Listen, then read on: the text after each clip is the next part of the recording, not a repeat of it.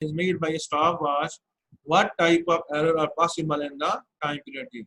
So, dear students, this question is repeated 25 times and different physics paper of the board exam from 2011-2019 में। यानी कि बता रहे हैं कि आप सिंपल पेंडुलम का जो है पीरियड ऑफ सिंपल पेंडुलम आप स्टॉप वॉच से क्या करते हैं, मेजर करते हैं पीरियड ऑफ सिंपल पेंडुलम। कहते हैं इसमें कौन कौन से एरर के पॉसिबल हैं, तो ये हमने बताना है। तो डी स्टूडेंट्स यहाँ पर क्या है, two types of error are possible. कहते हैं जब भी हम सिंपल पेंडुलम का टाइम स्टॉप वॉच की वजह से मेजर करते हैं तो हमारे पास क्या है, दो तरह के एरर क्या पॉसिबल हैं। एक आप पास क्या है, ये देखें रैंडम एरर है। तो रैंडम एरर क्या होता है, यानी कि different values different results under the same condition जी। यानी आप मेजरमेंट्स लेते हैं और बार बार आपको जो मेजरमेंट रिजल्ट है वो डिफरेंट मिल रहा है under same condition, that is called a random error जी। और ये किस वजह से होता है, due to negligence of a person, यानी नजरअंदाज कर देते हैं आप कुछ भी काम करते हुए, या आपको तजर्बा नहीं है, इनएक्सपीरियंस है, ठीक है जी। तो आपका कोई नेचुरल एरर क्या होगा, जैसे कि आपने स्टॉप वॉच को at the exact time vibration start करने के साथ करते हैं, लेकिन पास का ये भी हो सकता है आपका पर्सनल एरर की वजह से स्टॉप वॉच को पहले ऑन कर देते हैं, नंबर ऑफ वाइब्रेशन बाद में काउंट करते हैं, या नंबर ऑफ वाइब्रेशन पहले काउंट करते हैं, स्टॉप वॉच बाद में ऑन करते हैं।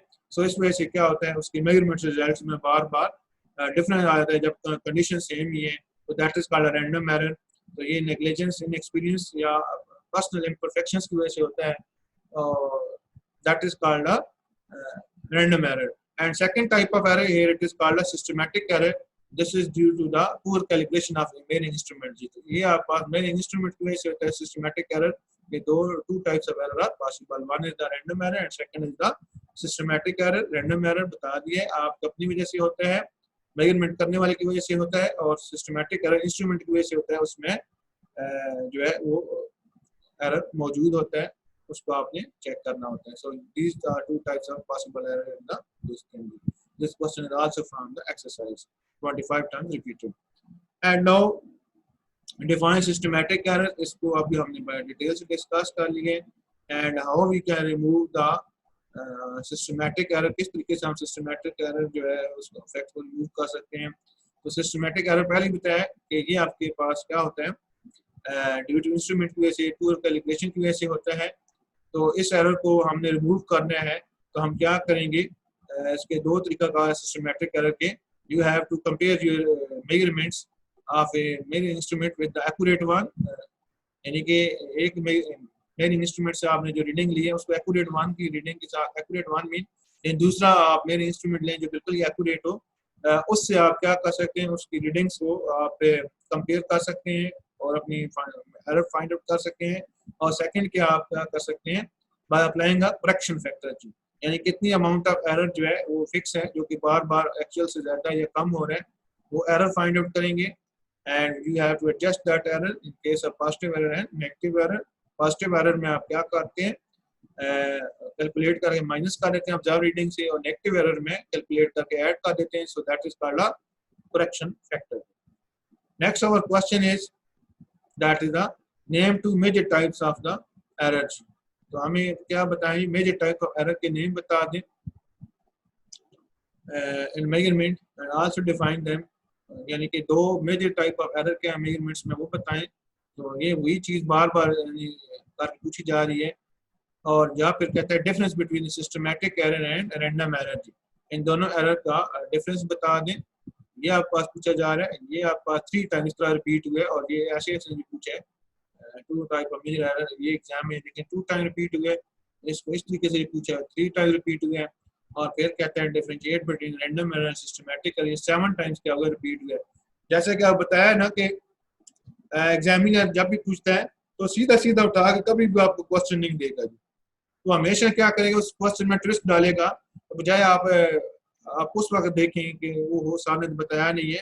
तो ये चीज़ें आपकी आसानी के लिए हम बता रहे हैं, ताकि आपको प्रिपेयर करें मेंटली कि क्वेश्चन को ट्विस्ट दिया जा सकता है, ठीक है, उसे मोड़ा तोड़ा जा सकता है।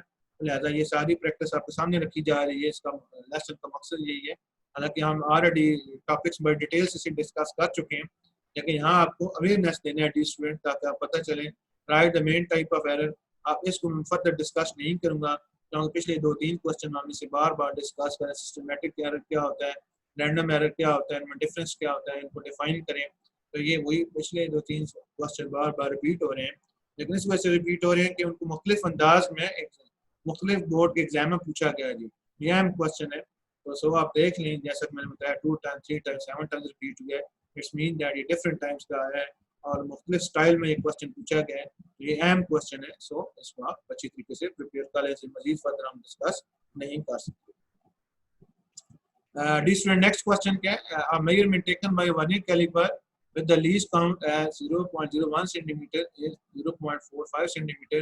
Find the absolute fractional and percentage on sentences. ये 2 times क्या होगा रिपीट हो गया। आगे देखें, ये एक्सरसाइज में कोई नहीं है जी, ये आपके पास क्या है न्यूमेरिकल्स में नहीं है, ये छोटी सी एग्जांपल है जो उसने वहाँ आपके टॉपिक में से एग्जांपल को उठा के एज ए शॉर्ट क्वेश्चन उसने बना दिया जी। तो सो डी स्टूडेंट्स आप देख लें एग्जामिनर कितना शातिर है, तो लिहाजा आपने ध्यान से अच्छी तरीके से तैयारी करनी है, और यही वो उसी तरीके से ट्विस्ट देता है, क्वेश्चन को इधर उधर से उठाता है ताकि वो पता चलाता है कि हाउ यू प्रिपेयर, यानी किस तरीके से आपने पढ़ा है, आप किस तरीके से पढ़ाया गया और आपने कितना नॉलेज दी है। तो ये डी स्टूडेंट देखें जी, एब्सोल्यूट अनसर्टेनिटी हमें दी गई है या पूछिए तो वो आप पास क्या गिवन है इसमें, दैट इज 0.01 आप पास गिवन है क्वेश्चन स्टेटमेंट में। और कहता है जी हमने फाइंड आउट क्या करना है जी, फ्रैक्शनल अनसर्टेनिटी फाइंड आउट करनी है, that is the least count divided bye it's measured quantity measured. तो वो आपका ये देखें डिवाइड करने के बाद आप पास फ्रैक्शनल अनसर्टेनिटी आ गई जी। और फिर आपने परसेंटेज अनसर्टेनिटी फाइंड आउट करनी है, तो परसेंटेज अनसर्टेनिटी फाइंड आउट करने के लिए क्या करना है, जस्ट सिंपल इस फ्रैक्शन को मल्टीप्लाई 100 कर दे तो ये आपके पास परसेंटेज अनसर्टेनिटी आ जाएगी। पहले आपने फ्रैक्शनल अनसर्टेनिटी तो फाइंड आउट की है, देखें फार्मूला वो सेम ही है, that is the least count the absolute uncertainty of measuring instrument divided by quantity measurement and multiply 100 जी। तो इस तरीके से आपके पास क्या करेंगे, यहाँ पर ये जो 100/100 है, ये जो आपका जो 0.01 है 0.45 है, इसको एडजस्ट करने के लिए 100/100 है जी। आपका आंसर है 2/100 और जो फ्रैक्शन है उसको मल्टीप्लाई 100 कर दिएगा, तो ये आपके पास क्या इसमें 2% क्या परसेंटेज अनसर्टेनिटी इसमें मौजूद है जी। नेक्स्ट स्टूडेंट्स हमारे पास जो क्वेश्चन है, how can you assess the uncertainty in the average value of many measurements. तो कहते हैं कि आपके पास क्या है बहुत सी वैल्यूज हैं, यानी average value of many measurement, यानी आपने काफी सारी मेजरमेंट ले ली। क्वेश्चन अंडरस्टैंड करें, पहले कहते हैं आपने डिफरेंट वैल्यूज ले ली, फिर आपने क्या कर ली उनकी एवरेज वैल्यू ले ली, कहते हैं इसमें आप अनसर्टेनिटी कैसे फाइंड आउट करेंगे जी। और डिस्ट्रिक्ट आप याद करें, हमने वो टॉपिक पढ़ा था assessment of total uncertainty and the final result जी। तो ये उधर से क्वेश्चन देखने उठाया गया, देखो कितनी चालाकी से क्वेश्चन उठाया गया, assessment of total uncertainty in the final result, उस टॉपिक से इस क्वेश्चन को उठाया गया जी। तो ये कह रहा है कि हमारे पास बहुत सारे मेजरमेंट्स हैं, हमने उनकी एवरेज वैल्यू ली है, तो इसमें अनसर्टेनिटी आ गई होगी, तो आपने ये कैसे अनसर्टेनिटी असेस करेंगे। बड़ा अहम क्वेश्चन, कहते हैं अनसर्टेनिटी असेस करने के लिए हमने क्या करना है, उसकी जो मीन वैल्यू है उसको हमने हर मेजरमेंट के साथ क्या करना है, कंपैरिजन करना है, और वहां से क्या करना है, हमें डेविएशन फाइंड आउट करनी है जी। यानी हर मेजरमेंट जो आपको गिवन दी गई है डाटा में, हर मेजरमेंट को आपने मीन वैल्यू के साथ क्या करना है, एवरेज वैल्यू के साथ आपने कंपेयर करना है, और उसमें डेविएशन फाइंड आउट करनी है। डेविएशन मतलब डिफरेंस फाइंड आउट करना है। पहला स्टेप आपका क्या होगा, find the deviation of each measured value from the average value. ये देखें जो स्टेप बताया गया है, हमने पहले स्टेप में क्या करना है, find out the deviation of each measured value from the average value, यानी हर मेजर्ड वैल्यू का एवरेज वैल्यू के साथ क्या डिफरेंस है, उससे हम डेविएशन भी कहते हैं, डिफरेंस भी कहते हैं, वो आपने कैलकुलेट करना है। और उसके बाद ये जो हर एक रीडिंग का एवरेज वैल्यू से हमने डेविएशन फाइंड आउट किया या मेजर लिया है, देन आपने क्या करना है, मीन डेविएशन क्या करनी है, फिर उसकी फाइंड आउट करनी है। तो मीन डेविएशन ही एक्चुअली क्या होगी, अनसर्टेनिटी इन एवरेज वैल्यू होगी, यानी मीन डेविएशन जो आपके पास आएगी, that will consider as a which is a uncertainty in the average value. तो स्टूडेंट जी आपके पास कैसा तरीकाकार है, इसमें 2 स्टेप है। पहला स्टेप आपने क्या करना है कि हर मेजर्ड वैल्यू का एवरेज वैल्यू के साथ क्या करने, कंपैरिजन करने, उसका डेविएशन या डिफरेंस फाइंड आउट करना है, हर एक का अलग-अलग। अगले स्टेप में आपने क्या करना है, सारी रीडिंग का जो डेविएशन हमने फाइंड आउट किया एवरेज वैल्यू के साथ कंपैरिजन करने के बाद उसकी मीन ले लेनी है, उसे मीन डेविएशन कहलाएगी। कहते हैं ये मीन डेविएशन ही एक्चुअली क्या है, uncertainty in the average value. तो डी स्टूडेंट इस तरीके से आप कर सकते हैं। तो सो इसमें अगर कोई क्वेश्चन हो the student then you can ask question. तो the student next question is how you will assess the total uncertainty and the power factor, give an example जी। तो डी स्टूडेंट्स हमसे एक क्वेश्चन पूछा जा रहा है कि पावर फैक्टर में अनसर्टेनिटी हम कैसे फाइंड आउट करेंगे, गिव एन एग्जांपल। तो डी स्टूडेंट पावर फैक्टर में हमने बताया था, एग्जांपल भी की थी कि power factor will be multiply by percentage uncertainty in that factor ji. So that will be the procedure to find out the percentage uncertainty in that power factor. तो हमें एग्जांपल दिए जा रहे हैं, देखिए हम वॉल्यूम ऑफ सफीर हमने क्या करना है, फाइंड आउट करना है। तो ये हमारे पास जी स्टूडेंट्स वॉल्यूम ऑफ सफीर है, इससे हमने क्या करना है, फाइंड आउट करना है। तो इस वॉल्यूम ऑफ सफीर में हमने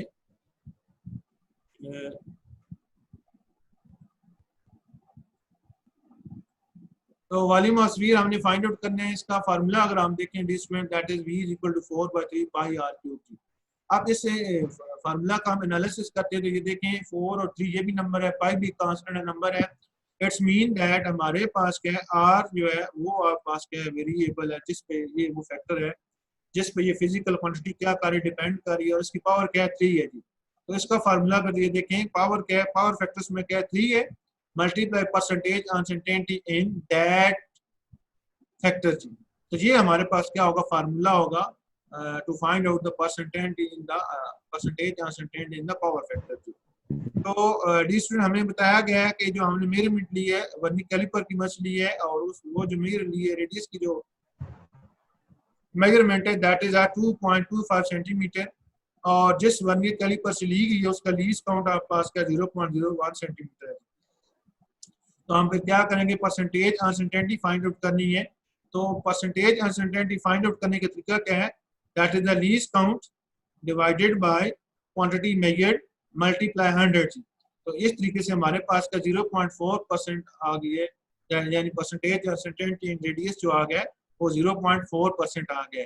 फार्मूला एक बार फिर देख लें, आपके पास least count divided by quantity measured जी, least count of measuring instrument multiply percentage uncertainty in that factor जी।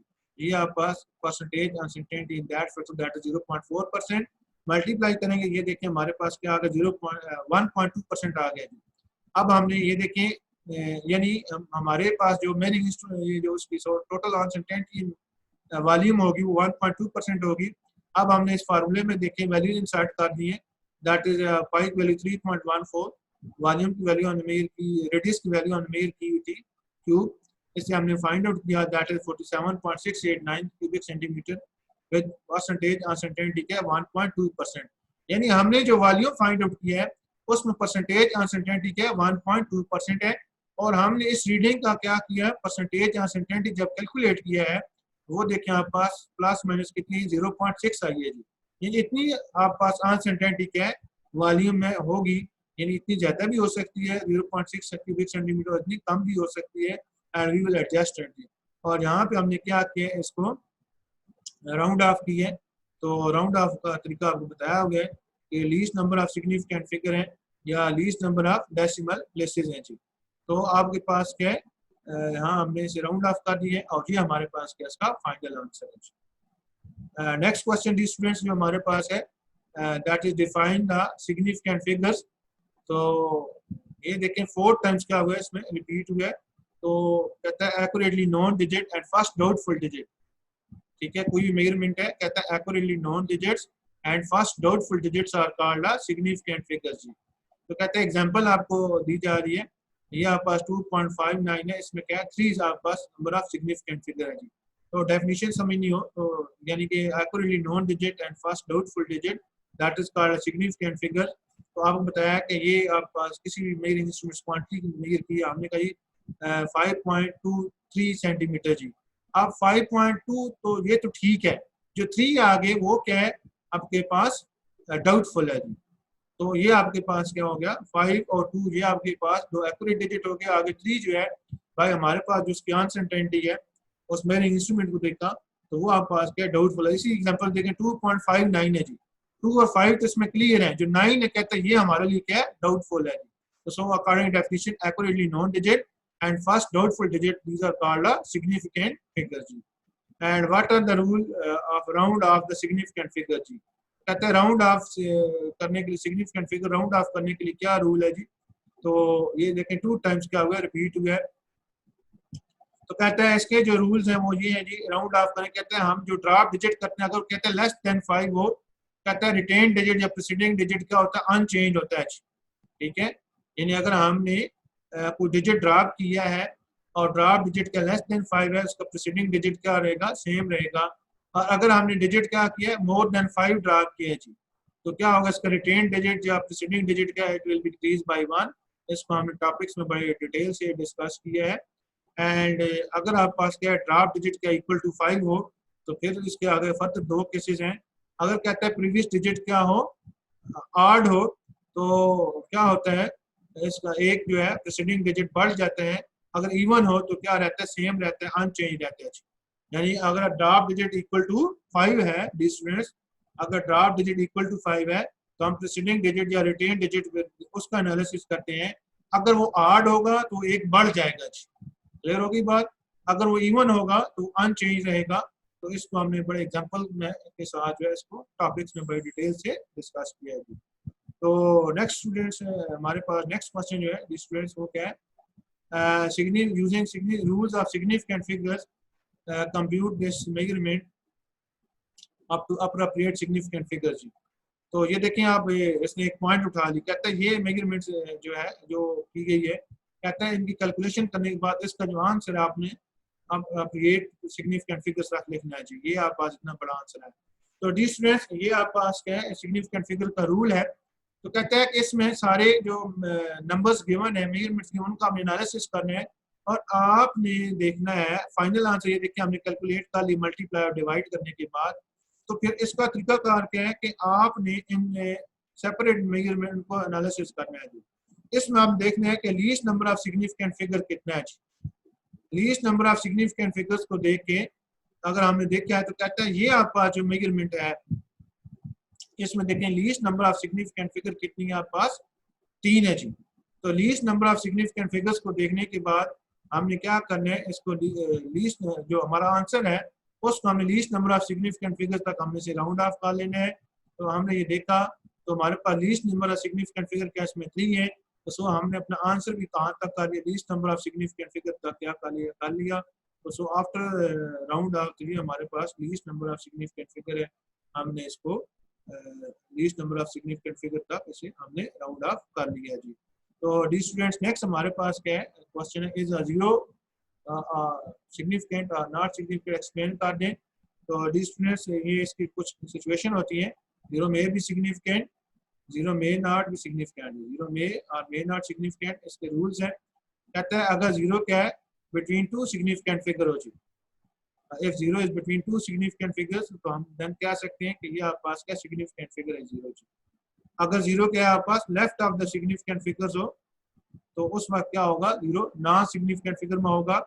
अगर आपके पास जीरो क्या decimal to the right side of है, अगर zero exist in the right side of the decimal, तो then हम कहते हैं कि जीरो क्या है सिग्निफिकेंट फिगर है. ये देखें जीरो आपके पास क्या है, if zero is right to the decimal, right side of decimal, then it will consider as a significant figures. और इस तरीके से हम क्या कर सकते हैं, ये फाइंड आउट कर सकते हैं. अगर आपका साइंटिफिक नोटेशन में हो तो हम अदर देन पावर ऑफ 10, बाकी जो भी जीरो है और डेसिमल पॉइंट की राइट साइड पे है तो उनको हम जो है सिग्निफिकेंट फिगर में काउंट करते हैं. तो नेक्स्ट क्वेश्चन डी स्टूडेंट्स हमारे पास जो है that is a at the mass in kilogram up to appropriate precision. That is our measurement is 2.189. Second is 0.089, and next is 11.8, and third one is 5.32. We have to add our mass up to kilogram and up to appropriate precision. तो the students हमने ये 4 time question क्या हुआ है, repeat हुआ है. इसमें देखिए हमने जो तरीकाकार है यह आप पास इन सब को हमने ऐड किया. सारे मेजरमेंट्स को ऐड करने के बाद हमारे पास ये आंसर है, हमने ऐड कर दिया. तो अप्रोप्रिएट प्रिसीजन का हमने क्या करना है, हमने लीस्ट नंबर डेसिमल प्लेसेस को देखने हैं तो इसमें हम डेसिमल प्लेसेस देख रहे हैं। तो आप पास इस मेजरमेंट में देखें 11.8 में क्या है, least number of significant figure और least number of decimal places हैं जी। तो हमने फिर क्या कर दिया, डेसिमल प्लेस क्या है इसमें, लीस्ट नंबर ऑफ जो डेसिमल प्लेस है वो 1 है, तो हमने अपने आंसर क्या कर दिया, least number of decimal places तक इसे राउंड ऑफ कर लिया, least number of significant figure तक हमने इसे क्या कर दिया, इसे राउंड ऑफ कर लिए। सो ये हमारे पास इसका तरीकाकार है। And differentiate between the precision and accuracy में इनमें क्या करें, डिफरेंशिएट करें। एक क्वेश्चन क्या होगा, 3 टाइम्स हमारे पास डिस्टेंस रिपीट हुआ है, या आपके पास क्या है, right the difference between precision precise and accurate measurement, इनमें हमने क्या करना है, फाइंड आउट करना है। ये 7 टाइम्स रिपीट हुआ है। तो डी स्टूडेंट जैसे कि प्रिसीजन के बारे में पढ़ा है, प्रिसाइज प्रिसीजन क्या होती है, या measurement which is less absolute uncertainty, जिसमें जिसकी एब्सोल्यूट जिस वो ऐसी मेजरमेंट होती है जिसमें एब्सोल्यूट अनसर्टेनिटी क्या होती है, कम से कम होती है, that is called a precise measurement, यानी लेस एब्सोल्यूट अनसर्टेनिटी। तो इसको हम कहाँ से डिटरमिन करते हैं, मेजरमेंट ऑफ इंस्ट्रूमेंट से हम यूज करते हैं, जो इंस्ट्रूमेंट हम यूज कर रहे हैं तो वहां से हम पता करते हैं। तो एब्सोल्यूट अनसर्टेनिटी असल में क्या है, least count of the measuring instrument है असल में। तो जितना आपके पास किसी भी इंस्ट्रूमेंट का लीस्ट काउंट कम से कम होगा, स्मॉलेस्ट लीस्ट काउंट होगा, तो उससे जो मेजरमेंट आएगी that is called precise measurement, और उसे हम क्या कहेंगे, प्रिसीजन कहेंगे, जिसमें एब्सोल्यूट अनसर्टेनिटी क्या होती है, कम से कम होती है, या लीस्ट काउंट क्या होता है, कम से कम होता है। तो so that is called precision, और that type of measurement is called precise measurement. और एक्यूरेसी क्या होती है, कहते हैं which is a less fractional less percentage error जी। कहते हैं एक्यूरेट मेजरमेंट वो होती है जिसमें परसेंटेज एरर या फ्रैक्शनल एरर क्या होता है, कम से कम होता है, that is called accuracy, and this type of measurement called accurate measurement जी। तो it is close to the actual value जी। कहते हैं जो एक्यूरेट मेजरमेंट होती है वो एक्चुअल वैल्यू के, ट्रू वैल्यू के क्या होती है, करीब करीब होती है। So this is the difference between the precision and accuracy. So this is the next question, that is the total uncertainty in the final measurements. हमने total assess the total uncertainty in the final result of a timing experiment with the help of an example जी। तो timing experiments में uncertainty हम कैसे find out करेंगे, ये हमारे पास question है, और example भी दें। तो suppose हमारे पास क्या है, जो हम 20 वाइब्रेशंस ले रहे हैं टाइमिंग एक्सपेरिमेंट में, स्टॉप वॉच हमारा का इंस्ट्रूमेंट है, और जो 20 वाइब्रेशन का टाइम है 40 सेकंड है जी। तो डी स्टूडेंट सबसे पहले हमने इसका टाइम पीरियड फाइंड आउट किया, time taken by total number, total time taken by total vibration divided by total number of vibration, that is 2 second. और अनसर्टेनिटी फाइंड आउट करना है, तो इसका फार्मूला क्या है, least count of instrument divided by total number of vibration. तो least count of जो stop watch 0.1 second है, और हमारे पास टोटल नंबर ऑफ वाइब्रेशन क्या 20 है। तो सो इस तरीके से हमने से क्या किया है, अनसर्टेनिटी फाइंड आउट किया है। तो सो डी स्टूडेंट्स हमारे पास जो है अनसर्टेनिटी है that is 0.005 second plus minus mean actual से ज़्यादा और कम। इस तरीके से डी स्टूडेंट्स हमने क्या किया, परसेंटेज अनसर्टेनिटी हमने फाइंड आउट कर ली है। Next question D students, what will be the percentage uncertainty in radius of a small sphere measured at 2.25 centimeters? तो हमने एक स्मॉल सफीर है उसका रेडियस फाइंड आउट किया है, उसमें परसेंटेज अनसर्टेनिटी फाइंड आउट करनी है। डेफिनेटली हमें एब्सोल्यूट अनसर्टेनिटी चाहिए, लीस्ट काउंट, वो हमारे पास क्या डी स्टूडेंट 0.01 सेंटीमीटर है। अनसर्टेनिटी फाइंड आउट करने का जो फार्मूला है that is the least count of measuring instrument divided by quantity measured multiply 100, it will give you a percentage uncertainty. So इस तरीके से डी स्टूडेंट्स हमने क्या किया है, परसेंटेज अनसर्टेनिटी फाइंड आउट करते हैं, that is least count divided by quantity measured multiply 100. So by this way we can find out the percentage uncertainty in the measurement. Dear student, thank you so much for listening my lesson. इसके साथ इजाजत चाहता हूँ, अल्लाह हाफ़िज़।